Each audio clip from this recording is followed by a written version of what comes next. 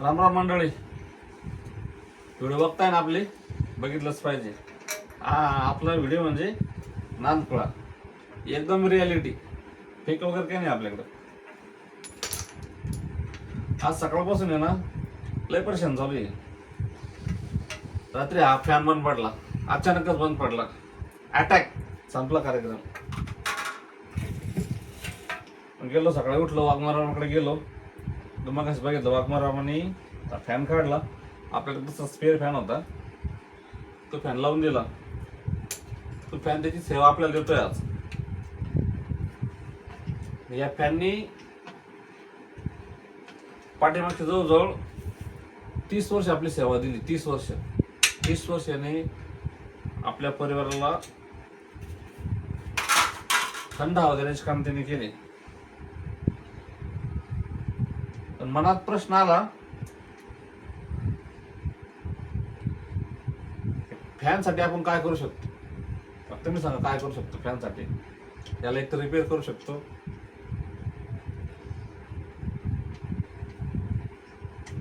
किंवा भंगाराला देऊ शकतो. या दोन्ही मध्ये एक सस्पेन्स आहे. सस्पेन्स म्हणजे भावनिक नातं. ज्या फॅनने आपल्यासाठी 30 वर्ष दिले, त्या फॅनला, तो लोखंडी फॅन आहे, त्याचा ना आपलं काही, आपण म्हणतो ना सजीव निर्जीव, त्या पद्धतीचं. याच्यासोबत काही आठवणी आहे, याच्यासोबत काही सुख दुःखाचे क्षण आहे. ते क्षण आयुष्यभर जपून ठेवण्यासाठी याला आपण आज जपून ठेवायचा निर्णय घेतला. याला आपण रिपेअरही करू शकतो, आणि याला आपण रिपेअर करून आणू आणि नंतर तसा ठेवू. कारण हा फॅन आपल्या आईने आपल्यासाठी आणला होता. मी लहान होतो, 4 वर्ष असेल मी त्यावेळेस हा फॅन आणला होता. तर या माझ्या फॅन सोबत माझ्या आईचं आणि माझं प्रेम मी कनेक्ट आहे फॅन सोबत. आजही वडील सकाळी म्हणाले होते, अरे हा फॅन आहे ना, लय दिवस झाला म्हणे, तू लहान होता का, तुझ्या आईने सांगितलं फॅन आणा. त्यावेळेस हा आणला. म्हणजे नकळत काय झालं, माझ्या आईचं नाव या फॅन मधून निघालं. पण एक कळालं, हा फॅन आणला, याने आपल्याला जवळजवळ 30 वर्ष सेवा दिली. पण आज काही क्षणात त्या फॅनची जागा दुसऱ्या फॅनने घेतली. याच्यावर आपण काय शिकलो? परिवर्तन हा निसर्गाचा नियम आहे. त्याच्यामुळे या फॅनने जशी आपली इमानदारीने सेवा दिली, वेळेस वेळी तो बंदही पडत होता, वेळेस वेळी त्याचं बंद, म्हणजे आपण म्हणतो बंद पडल्यानंतर त्याला आपण रिपेअरी करून आणलं, आणि रिपेअर केल्यानंतर त्यांनी आपल्याला तशीच सेवा दिली. पण कुठंतरी माणसाला थांबावं लागतं. म्हणून जास्त टेन्शन घ्यायचं नाही आयुष्यामध्ये. आपण आपलं काम इमानदारीने करायचं, आपल्या परिवारासोबत हसत खेळत राहायचं. आणि एक दिवस नक्की असं येणार आहे, आपल्याला हे निसर्ग परिवर्तन मान्य करायचं आहे आणि बदलायचं आहे. त्याच्यामुळं फॅमिलीला वेळ द्या, फॅमिली सोबत राहा. जय हिंद. चला, मूळ कागदपत्र पाहून ठेवायचे. कागद करून सापडत करायचे.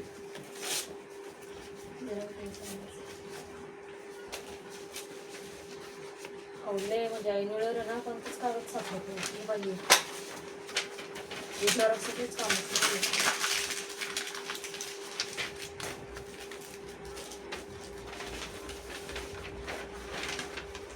VSIचं कामच आहे आपलं.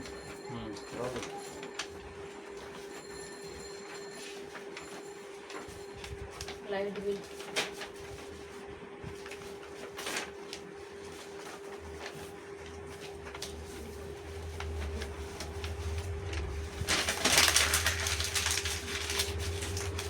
तो पण गमत सांगतो. परवा दिवशी तहसीलला थोडंसं काम होतं, काही महत्वाचे कागद लागत होते. पॅन कार्ड, जवळजवळ 2 तास सापडल्या मी घरात. एक पण कागद डांबर नाही सापडला.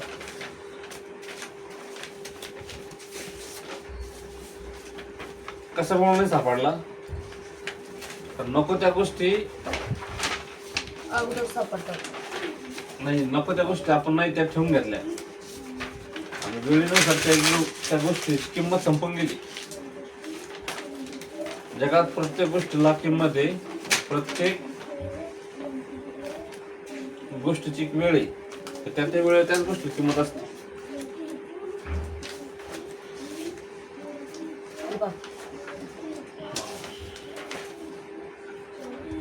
अश्विन दिनेश शिंदे कोरोना काळातलं हे बघा, कोविड काळातलं लस. आता कोविड काळात याला किंमत होती का नव्हती तुम्हीच सांगा. लस आणि आज काय याची गरज आहे का आपल्याला? त्याच्यामुळे या गोष्टी आपण आता लस घेतल्या पण हातपाय ठणकू राहील ना आता. हा लस घेतल्या हातपाय ठणकू राहील ते आठवण आहे अजून. पण हे आपण आज याची आपल्याला गरज नाही, पण त्या काळी याची खूप गरज होती. नाही पण याच्यावर आपला मोदीजींचा फोटो आहे म्हणून आपण हे सेव्ह करून साईडला व्यवस्थित ठेवून देऊ.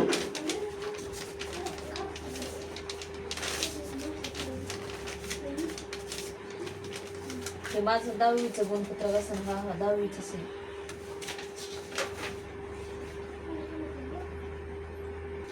हे पहा, आपल्या मीटर बिलचा प्रॉब्लेम झाला होता.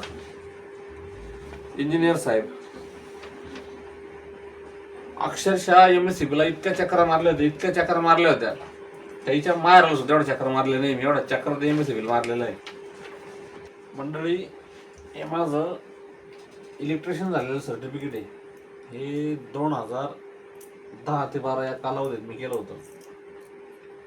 माझ्या आईने सांगितलं होतं इलेक्ट्रिकलची कामं तो करायची नाही. ज्यावेळेस तिला कळालं इलेक्ट्रिकलची कामं मी हे शिक्षण घेतलं इलेक्ट्रिकलचं.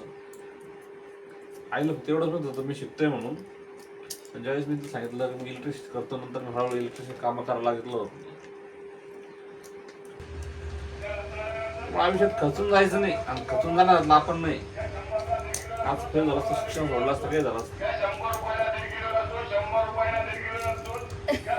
वेळेवर आलं पाहिजे बाहेर, वेळेवर आलं. आपलं हेच असतं काय 100 रुपयाला गावरान लसूण. आयुष्यात खचून नका तर नाही. या गोष्टी गमतीच्या नाही, सिरियस गोष्टी.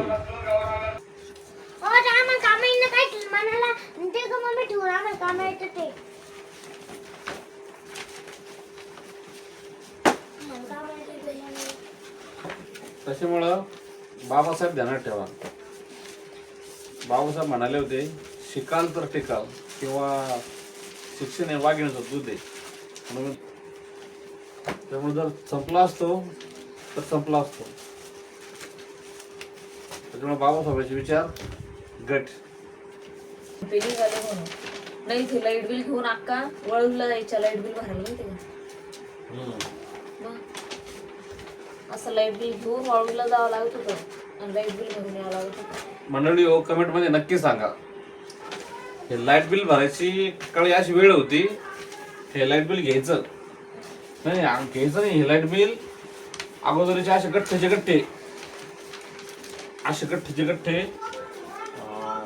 महामंडळाचे महावितरणचे कर्मचारी वायरमन कुठंतरी गावामध्ये एखाद्या रहदारीच्या जागेवरती परत जायचं.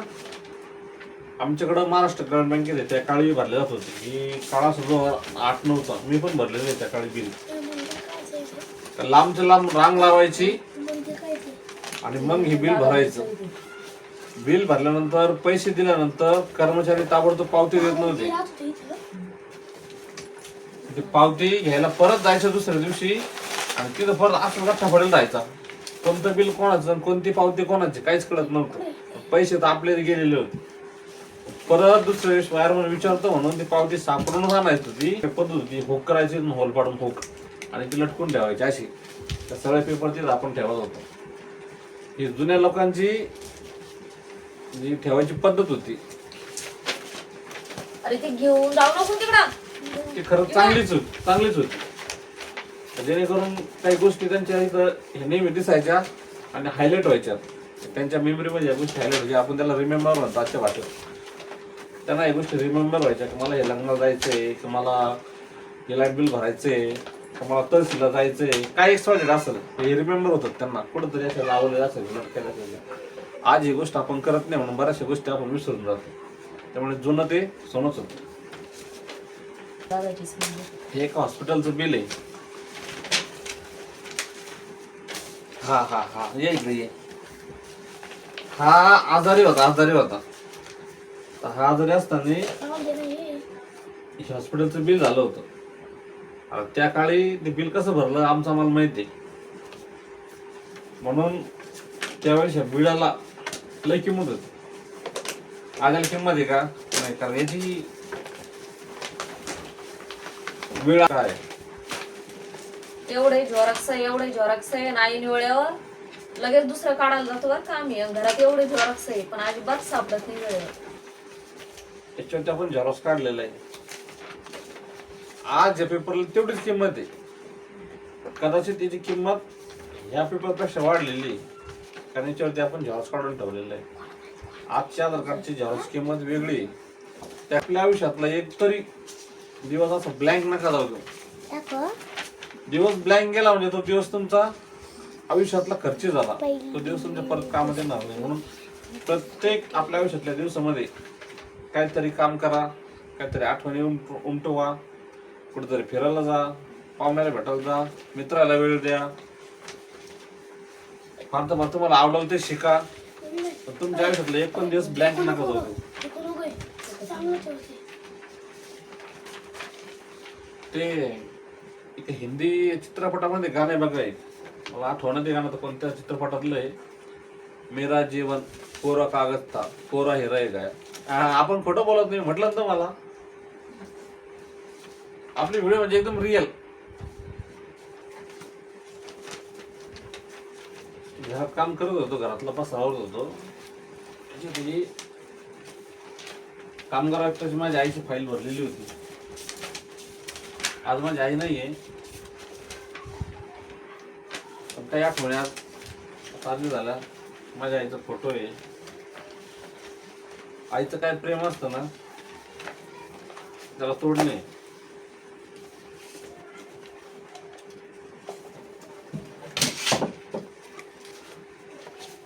त्याच्यामुळे वारंवार म्हणतो मी, घरामध्ये वेळ द्या आणि स्वतःसाठी थोडा वेळ काढा. बाहेरच्या जगात काय चालल्यापेक्षा आपल्या जगात काय आहे, आपण कोणत्या जगात आहे, स्वतः थोडाला वेळ द्या. त्यात नक्कीच तुम्हाला तुमच्या सुखमय आठवणी सापडतील. याची शाश्वत गॅरंटी आज मला भेटली. थोडा वेळ स्वतःसाठी द्या.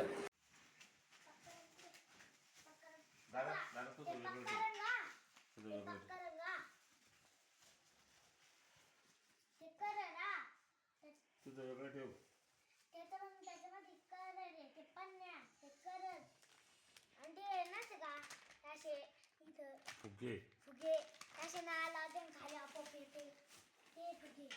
तुझं काय दाखव.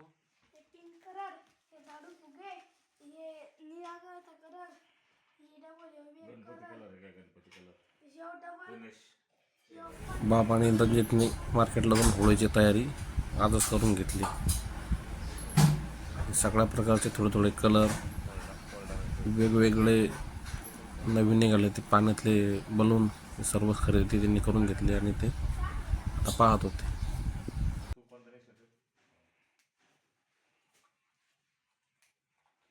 दादा एक प्रश्न विचारू का? मला एक सांग, तुझ्या शाळेमध्ये 53 मुलं आहे, तर मग आणखी तू आणि तुझा फ्रेंड शाळेमध्ये जर गेले किती मुलं होतात? 55 नाही 53. कसं काय? माझे सर म्हणले तू आणि तुझा मित्र सोबत चांगलंच तोडी. हिरवे बाबा पोपटला उगाच बसलाय खाताय बोबडे बोबडे बोलताय काय बिंद्रा धसून डलताय काय हिरवेगार ला ला ला. अरे